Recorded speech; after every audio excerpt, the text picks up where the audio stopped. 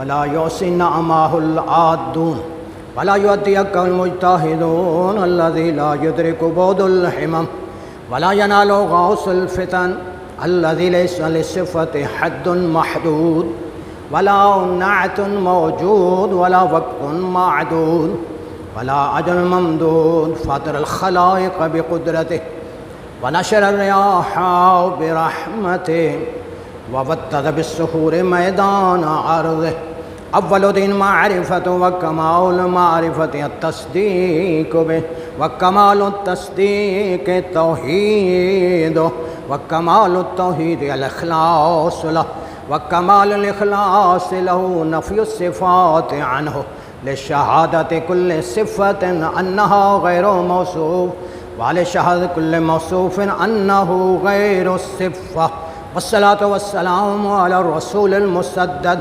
والمصطفى الأمجد والمحمود الأحمد والنبي المؤيد رسول الثقلين جد الحسن والحسين أبي القاسم محمد ثم الصلاة والسلام على أولاده الطيبين الطاهرين المعصومين المنتجبين المنتخبين لا سيما على الإمام المنتظر والحجة الثاني عشر ولعنة الدائمة الباقية على غاصب حقوق ومنكر فظالم أجمعين أما بعد وقد قال المعصوم الإمام جعفر الصادق عليه الصلاة والسلام افضل الاعمال معرفت اللہ. یہ ہمارے چھٹے امام صادق آل محمد کا ارشاد گرامی ہے. معصوم فرماتے ہیں افضل ترین عمل یہی ہے کہ اللہ کی معرفت حاصل کرو، اس کی ذات کو پہچانو اور کریں.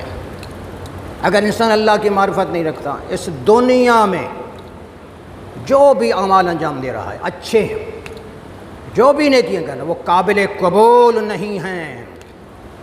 اللہ کی معرفت ضروری ہے، بغیر معرفت کے ہمارا کوئی عمل قابل قبول ہی نہیں ہے. اس کا لطف و کرم یہ ہے کہ اس نے 1,24,000 انبیاء کو بھیجا تاکہ وہ اللہ کی معرفت کا درس دیں. اور یاد رکھیں یہ اس کا لطف و کرم ہے کہ اس نے انسان کو مجبور نہیں کیا بلکہ اختیار دیا ہے. یہی وجہ ہے کہ انبیاء کو بھیجا کہ ان کو ہدایت کرو، نصیحت کرو. قرآن میں آپ غور کریں، قرآن ہو یا باقی آسمان سے جو کتابیں ہدایت کی نازل، تمام میں معرفت پروردگار کا تذکرہ ہے کہ سب سے پہلے اس کی معرفت حاصل کرنی، اس کو پہچاننا ہے، اس کی ذات پر ایمان لانا ہے. قرآن میں آپ خاص کر غور کریں کہ پروردگار نے زیادہ تر اس کلام حق کے اندر اپنی معرفت کا تذکرہ کیا ہے، اپنی ذات کا ذکر کیا ہے، اپنی صفات کا ذکر کیا ہے، اپنی توحید کا ذکر کیا ہے. توحید ذاتی کا ذکر، توحید افعالی کا ذکر، توحید عبادتی کا ذکر کیا ہے. اور اس نے اس قرآن کے اندر حضرت انسان کو مختلف طریقوں سے ہدایت کی ہے کہ اس کی معرفت حاصل کرو. ہاں، مختلف طریقوں سے، بعض کے لیے عقلی دلائل، بعض کے لیے منطقی دلائل بیان کیے، اور بعض کے لیے مثالوں سے بھی سمجھایا ہے، مثالیں بیان کی ہیں. پھر بعض کے لیے جنت کی تشویق کہ جنت کی نعمتوں سے سرفراز کیا جائے گا، بعض کو عذاب جہنم سے ڈرایا ہے. اور کیا آپ نے تو انسان کو چاہیے اس دنیا میں اس کی معرفت حاصل کریں. اس لیے کہ آپ غور کریں، جو لوگ واقعی اللہ کی معرفت رکھتے ہیں وہ پھر اس کی عبادت کر رہے ہیں اور اس کی بارگاہ میں عجز و انکساری کا اظہار کرتے ہیں. قرآن میں کثرت سے اللہ کی معرفت کا تذکرہ ہے. مثال کے طور پہ غور کریں، یہ سورہ بقرہ کی آیت ہے 164.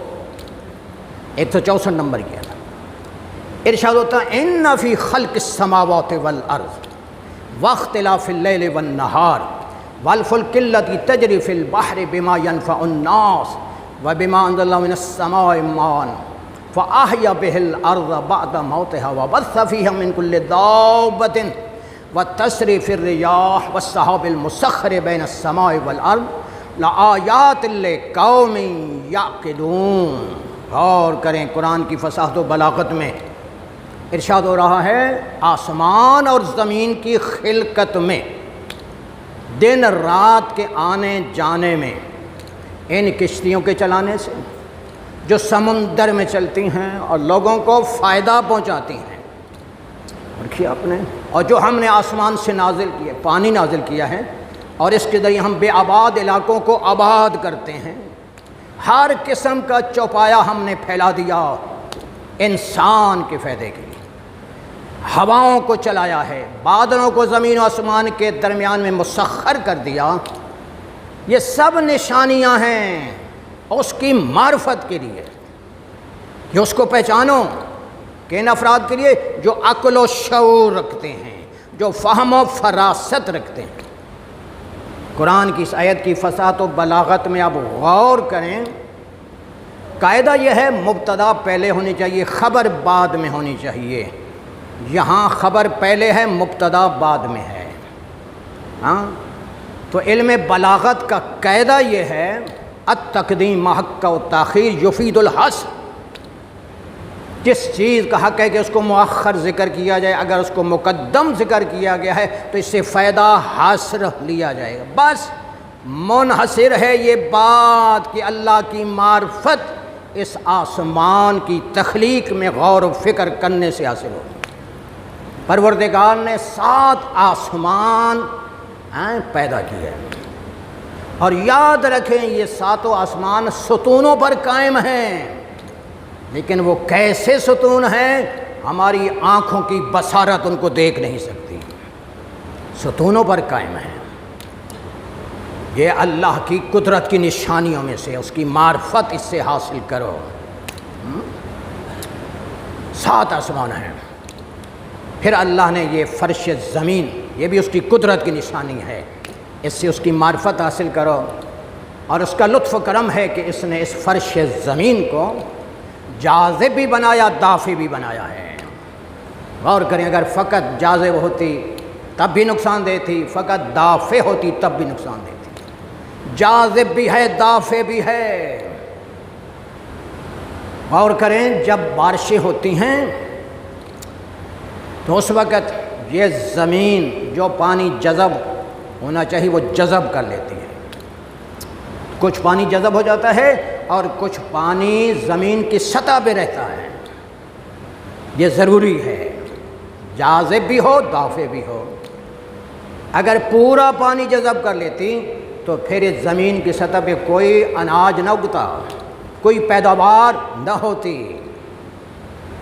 غور کریں، اگر دافع نہ ہوتی تو پورا پانی اگر زمین کی سطح پہ کھڑا تب بھی کوئی پیداوار نہیں ہو سکتی تھی۔ تو یہ اللہ کا لطف و کرم ہے کہ اس نے اس زمین کو جاذب بھی بنایا، دافع بھی بنایا، تاکہ انسان اس سے طرح طرح کے فوائد حاصل کرے، منافع حاصل کرے، طرح طرح کے پھل ہیں، اناج ہیں، سبزیاں ہیں، اس سے اگائے۔ تو یہ اللہ کی قدرت کی نشانی ہے، اس سے معرفت حاصل کرو۔ یہ دن رات کا آنا جانا یہ بھی آیات الہیہ ہیں، یہ دن بھی اللہ کی نشانی ہے اور رات بھی اس کی نشانی ہے۔ اس کا لطف و کرم ہے کہ وہ جب دن آتا ہے تو رات کو دن میں سمو دیتا ہے، جب رات آتی ہے تو دن کو اس میں سمو دیتا ہے۔ اسی سے پورا نظام ہے، دن رات کا تغیر تبدل سے ہفتے بن رہے ہیں اور ہفتوں ہی سے مہینے بن رہے ہیں اور مہینوں سے سال بنتے ہیں، سالوں سے صدیاں بنتی ہیں۔ یہ اس کی قدرت کی نشانیاں ہیں، غور کریں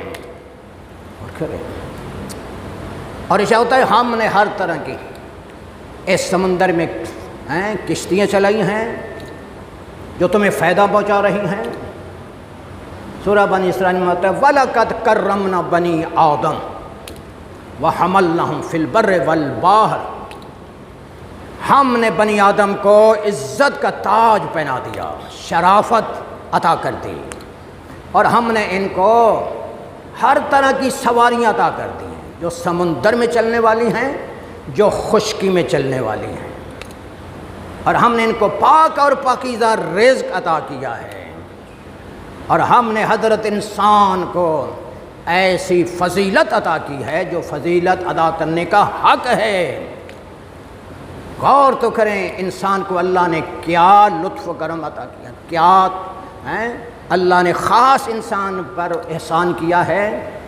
ہاں دیکھیے، حیوان جب بھی کھاتے ہیں سر جھکا کر کھاتے ہیں، ان کو سر جھکانا پڑتا ہے، لیکن پروردگار عالم نے انسان کو یہ ہاتھ والی نعمت دی ہے، یہ پھر فنگر، یہ جو انگلیاں دی ہیں، اس کے ذریعے پکڑ کر وہ کھانے کو تناول کرتا ہے، سر جھکانا نہیں پڑتا۔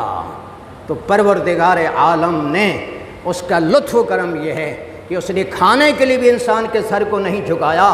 تو انسان کو غور کرنا ہے، اس کا سر بھی پھر اسی کی بارگاہ میں جھکنا چاہیے، شرک نہ کرے، غیر اللہ کے سامنے اس کا سر نہیں جھکنا چاہیے، کیونکہ اس نے تو کھانے کے لیے حضرت انسان تیرے سر کو جھکانے نہیں جھکایا، بلند رکھا ہے۔ اور پھر یہ فنگر والی، یہ انگلیاں والی جو نعمت دی ہے، یہ عظیم نعمت دی ہے۔ اور کریں، دنیا میں جو کچھ ترقی ہو رہی ہے اب اس موجودہ دور میں، سائنس اور ٹیکنالوجی کا دور ہے، کمپیوٹر کا دور ہے، تو انسان کس کے ذریعے چلا رہا ہے؟ یہی فنگر ہیں، یہی انگلیاں ہیں، اس کے ذریعے موبائل چل رہے ہیں، کمپیوٹر چل رہے ہیں، اور دنیا میں انسان ترقی حاصل کر رہا ہے۔ تو یہ اللہ کا لطف و کرم ہے انسان پر، اس نے انسان کو ہر قسم کی سواری عطا کی ہے۔ اور ارشاد ہوتا ہے ہم نے آسمان سے پانی نازل کیا، ہر قسم کا چوپایا ہم نے پھیلا دیا، ہواؤں کو مسخر کر دیا۔ دیکھیے انسان اللہ کی ذات پر ایمان نہیں رکھتا، قرآن میں ارشاد ہوتا ہے کہ جناب موسیٰ کی قوم نے تقاضا کیا ہم جب تک اللہ کو آنکھوں سے دیکھیں گے نہیں مان لیں گے۔ ارشاد ہوتا ہے لن ترانی یا موسیٰ، اے موسیٰ ہرگز تم مجھے نہیں دیکھ سکتے۔ غور تو کریں، اس کا لطف و کرم یہ ہے کہ اس نے ایسی مخلوقات پیدا کی ہیں جو قابل رؤیت نہیں ہیں، اور انسان اس کا انکار نہیں کر سکتا۔ اس میں سے یہ ہوا ہے، یہ ہوا ہے، ہوا موجود ہے، مادہ پرست بھی انکار نہیں کر سکتے۔ انسان کو عقل و شعور عطا کیا ہے، عقل و شعور ہے، کوئی نہیں دکھا سکتا، روح ہے، کوئی نہیں دکھا سکتا۔ تو جب اس نے ایسی مخلوقات پیدا کی ہیں جو قابل رؤیت نہیں ہے اور انسان انکار نہیں کر سکتا، تو وہ تو خالق کائنات ہے، وہ تو مدبر کائنات ہے۔ انسان کو اس کی ان نعمتوں کے ذریعے اس کی معرفت حاصل کرنی ہے، اس کو پہچاننا ہے۔ ہوائیں پھیلا دیں، ہم یہ سب نشانیاں ہیں اس قوم کے افراد کے لیے جو عقل و شعور رکھتے ہیں۔ غور کیا آپ نے، یعنی اللہ کا جو، ٹھیک ہے نا، اللہ جن سے گفتگو کر رہا ہے وہ عقل و شعور رکھنے والے ہیں، انہی سے مخاطب ہے۔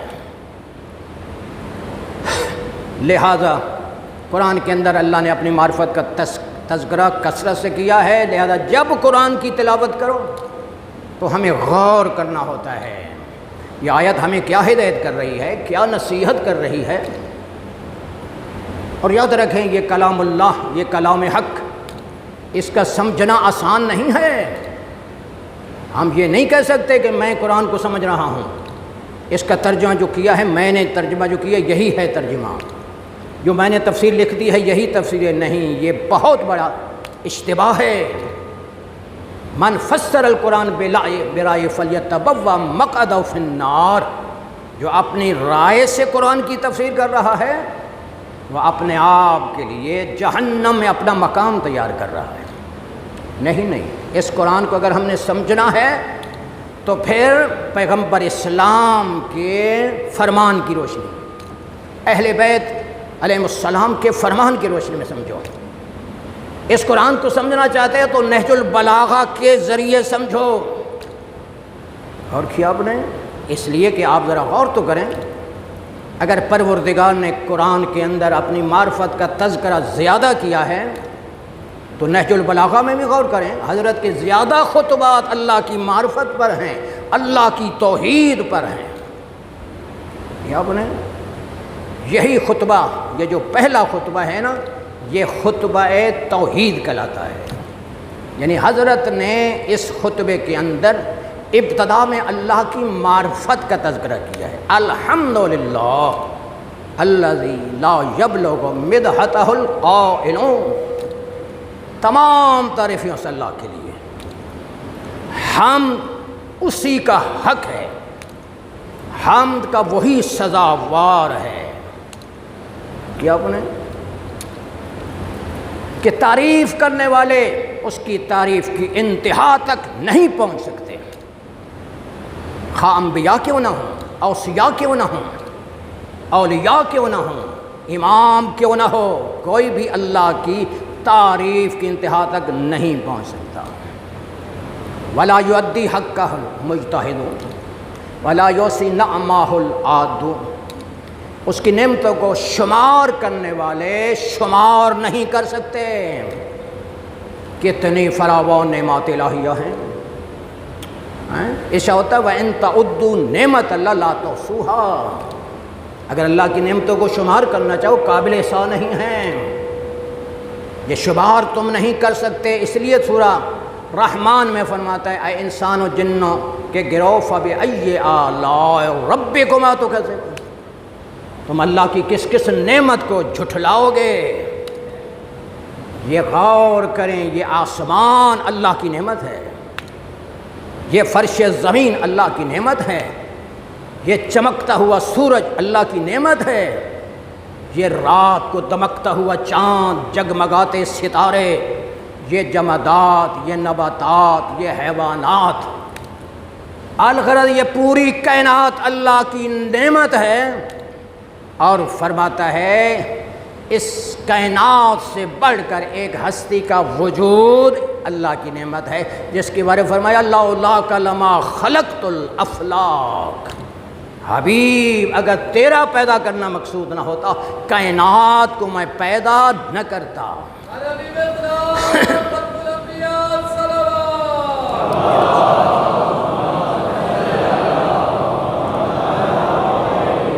اور کریں، جب یہ کائنات پیغمبر کے صدقے میں بنی ہے تو عظیم نعمت سرور کائنات کا مقدس وجود ہے۔ تو جو کچھ ہمیں مل رہا ہے وہ پیغمبر کے صدقے میں مل رہا ہے، لہذا ان لوگوں پر افسوس ہے جو اس پیغمبر کے صدقے میں کھا بھی رہے ہیں اور نعوذ باللہ پھر اس پیغمبر کی توہین آمیز کارٹون بھی بناتے ہیں۔ یہ جو کچھ مل رہا ہے اہل بیت پیغمبر کے صدقے میں مل رہا ہے، امام زمانہ کے صدقے میں مل رہا ہے، تو افسوس ہے ان لوگوں پر، ان لوگوں پر جو امام زمانہ کے صدقے میں کھا بھی رہی ہیں، زندگی بھی گزار رہی ہیں، اور پھر نعوذ باللہ ان کی توہین آمیز ان کے لیے گفتگو بھی کرتے ہیں، گستاخانہ باتیں بھی کرتے ہیں۔ نہیں، یہ بہت بڑا اشتباہ ہے، یہ بہت بڑی غفلت ہے انسان کی۔ معصوم فرماتے ہیں انسان اللہ کی نعمتوں کو شمار نہیں کر سکتا۔ ولا یؤدی حقہ المجتہدون، مجتہد اس کے دو معنی ہیں، ایک لغوی معنی، ایک اصطلاحی معنی۔ کہ لغوی معنی عربی زبان میں کوشش کرنے والے کو مجتہد کہتے ہیں، تو اس کا معنی کیا ہے؟ ہم میں ہر شخص اپنے کام کے حوالے سے، ذریعہ معاش کے حوالے سے، رزق حلال کے حوالے سے مجتہد ہے، کوشش کر رہا ہے، ہر ایک محنت کرتے ہیں۔ ایک اصطلاحی معنی ہے مجتہد کا، مجتہد جامع الشرائط کو کہتے ہیں، جس کے فتوے کے مطابق ہم عبادات کو انجام دیتے ہیں، جس کی تقلید کے روشنی میں ہم احکام فقہ کو انجام دیتے ہیں۔ اور مجتہد کی تعریف امام حسن عسکری علیہ السلام نے یہ فرمائی ہے،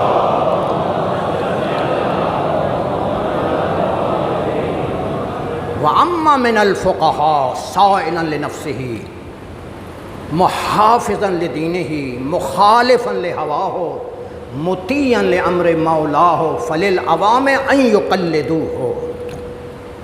فقہاء میں سے جو اسلام کے احکام کو سمجھنے والے ہیں، اسلام کے احکام میں غور و فکر کرنے والے ہیں، اپنے دین کی حفاظت کرنے والے ہیں، خواہشات نفسانیہ کی مخالفت کرنے والے ہیں، اور وہ اپنے مولا کے مطیع و فرما بردار ہیں۔ معصوم کے اس کلام میں، اس کی فصاحت و بلاغت میں غور کریں، یہ نہیں فرمایا کہ جو اللہ کا مطیع و فرما بردار ہے، مولا کا مطیع و فرما بردار ہے، اس لیے کہ فقط اللہ کی اطاعت کافی نہیں ہے، اللہ کی اطاعت بھی ہونی چاہیے، پیغمبر اسلام کی بھی اطاعت ہو، اولو الامر کی بھی اطاعت ہو۔ یہی وجہ سورہ نساء میں شاہ ہوتا ہے اطیعوا اللہ و اطیعوا الرسول و اولی الامر منکم، اللہ کی بھی اطاعت کرو، اس کے رسول کی بھی اطاعت کرو، اور جو تم میں سے صاحب امر ہو اس کی بھی اطاعت کرو۔ تو یہ لفظ مولا تینوں اطاعتوں کو شامل ہو گیا، اللہ کا بھی مطیع و فرما بردار ہے، پیغمبر اسلام کا بھی، اور اولی الامر کا بھی۔ اس کے بعد فرمایا فَلِلْعَوَامِ أَن يُقَلِّدُوهُ، عوام الناس کو چاہیے کہ وہ احکام شریعت کے حوالے سے، واجبات کے حوالے سے، محرمات کے حوالے سے اس جامع الشرائط مجتہد کی تقلید میں زندگی گزاریں، پیروی میں زندگی گزاریں۔ تو ذرا غور کیا کریں، لوگ پوچھتے ہیں جی یہ تقلید ہم کیوں کریں؟ نعوذ باللہ سمجھتے ہیں اس کا مطلب ہے انسان کسی ایک انسان کا غلام ہو جائے۔ نہیں، یہ اشتباہ ہے بابا، یہ اشتباہ ہے۔ ہر انسان کی فطرت ہے اپنے سے اچھے انسان سے مشورہ کرتا ہے۔ مثال کے طور پہ آپ اپنا لباس جو ہے تیار کرواتے ہیں تو کس سے؟ جو اچھا درزی ہو، اچھی سلائی کرنے والا ہو، علاج معالجے کے لحاظ سے اچھے طبیب اور ڈاکٹر سے علاج کرواتے ہیں۔ اپنا گھر بنانا چاہتے ہیں تو اچھے انجینئر سے مشورہ کریں گے، اس سے نقشہ بنوائیں گے۔ تو کیا ضروری نہیں ہے جو احکام شریعت کو ہم سے بہتر جانتا ہے، جس نے پوری زندگی قرآن کے احکام کو سمجھنے کے لیے، احادیث معصوم میں غور و فکر کرنے کے لیے وقف کر دی ہے، ہماری ذمہ داری ہے کہ اس کی پیروی میں زندگی گزاریں، اور یہ امام حسن عسکری کے فرمان کے مطابق ہو۔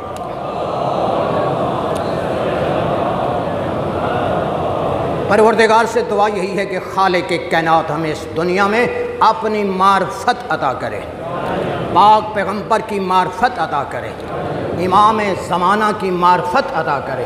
بسم اللہ الرحمن الرحیم۔ اذا جاء نصر اللہ والفتح ورأیت الناس يدخلون فی دین اللہ افواجا فسبح بحمد ربک واستغفرہ انہ کان توابا۔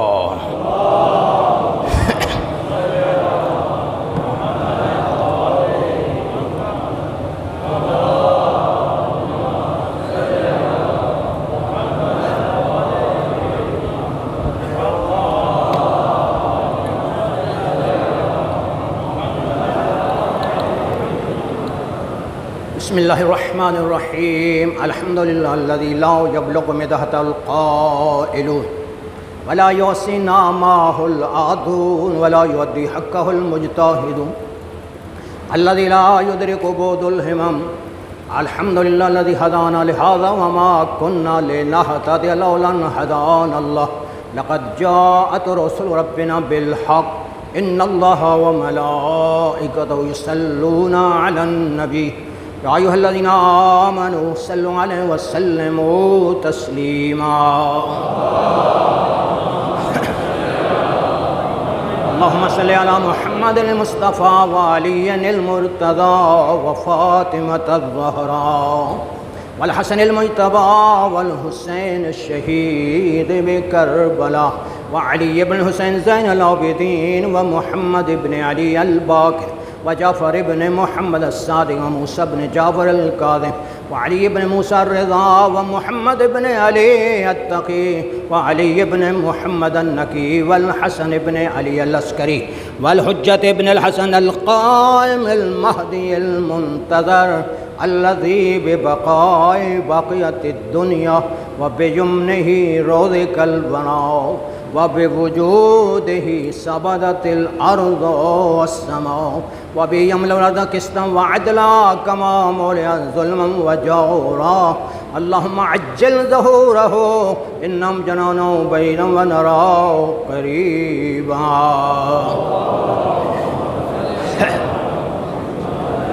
یہ ماہ زکوٰۃ حرمت والا مہینہ ہے اور یہ بہت سی مناسبتیں لے کر آیا ہے۔ اس کی ایک عظیم مناسبت 25 زکوٰۃ کی تاریخ ہے۔ یہ وہ عظیم تاریخ ہے جو دہو الارض کے لحاظ سے معروف اور مشہور ہے۔ 25 زکوٰۃ وہ تاریخ ہے جس دن سب سے پہلے فرش زمین کو خانہ کعبہ کے نیچے سے بچھایا گیا ہے۔ اس کی رات بھی بابرکت ہے، اس کا دن بھی بابرکت ہے۔ اس رات میں جناب ابراہیم اللہ کے نبی کی ولادت بسعادت ہوئی ہے۔ اس بابرکت رات میں اللہ کے نبی حضرت عیسیٰ کی معجزانہ طور پہ ولادت ہوئی ہے، لہذا یہ رات غفلت میں نہیں گزرنی چاہیے، عبادت الہی میں گزرنی چاہیے۔ بہت بڑا اجر و ثواب ہے اس رات میں عبادت کرنا، استغفار کرنا۔ پھر 25 زکوٰۃ کا دن، یہ عظیم دن ہے۔ اس دن کا روزہ سال کے 4 روزوں میں شمار ہوتا ہے۔ جو شخص 25 زکوٰۃ کو روزہ رکھے گا اللہ کی رضا اور خوشنودی کے لیے تو کتنا اجر و ثواب ہے۔ صہیب مفات الجنان نے اس روایت کو نقل کیا، 70 سال کے روزوں کا اجر و ثواب اللہ اس کو عطا کرے گا۔ 70 سال کے گناہوں کا کفارہ ہے یہ روزہ رکھے ہیں کہ اپنے۔ پھر یہ ہے کہ زوال کے وقت 2 رکعت نماز پڑھنے کا حکم ہے، نافلہ ماہ زکوٰۃ کی نیت سے 2 رکعت نماز پڑھتا ہوں قربتاً الی اللہ۔ سورہ الحمد کے بعد 5 مرتبہ سورہ والشمس کی تلاوت ہوگی، پہلی رکعت میں بھی دوسری رکعت میں بھی۔ یہ آپ نماز بیٹھ کر بھی پڑھ سکتے ہیں اور سورہ والشمس کو آگے سامنے دیکھ کر بھی پڑھ سکتے ہیں، اور کیا اپنے لہٰذا پڑھنی 5 دفعہ ہے۔ یہ 2 رکعت جو نماز پڑھتا ہے، جو روزہ رکھتا ہے، اب اللہ اس کو کیا اجر و ثواب عطا کرتا ہے؟ 100 سال کی عبادت کا اللہ اس کو اجر و ثواب عطا کرتا ہے۔ پھر صہیب مفات الجنان نے روایت کو نقل کیا ہے، جو آسمانوں میں مخلوق ہیں یا زمین میں تمام اس شخص کے لیے استغفار کرتی ہیں۔ اور عظیم خصوصیت اس کی یہ بھی ہے کہ یہی وہ دن ہے جس دن ہمارے سید السردار کے ظہور کا آغاز ہوگا۔ لہذا ہمیں اپنے سید السردار کے ظہور کا انتظار عمل اور کردار کے لحاظ سے کرنا چاہیے، ان کے ظہور کی تعجیل کی مسلسل دعا کرنی چاہیے تاکہ حضرت کی ہم پر نظر عنایت ہو۔ اللہم صلی علی محمد و آل محمد وعجل فرجہم۔ پروردگار تیری عظمت اور جلالت کا واسطہ امام زمانہ کو سلامتی عطا فرما، امام زمانہ کو ہم سے راضی اور خوشنود فرما، امام زمانہ کے ظہور میں تعجیل فرما۔ پروردگار امام زمانہ کی عظمت کا واسطہ دار دنیا میں جہاں کہیں تیرے بندے مشکلات میں ہیں، پریشان حال ہیں، ہم سب کی مشکلات پریشانیاں دور فرما، دنیا اور آخرت میں عافیت اور سلامتی کا رزق عطا فرما۔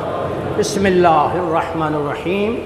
انا اعطیناک الکوثر فصل لربک وانحر ان شانئک هو الابتر۔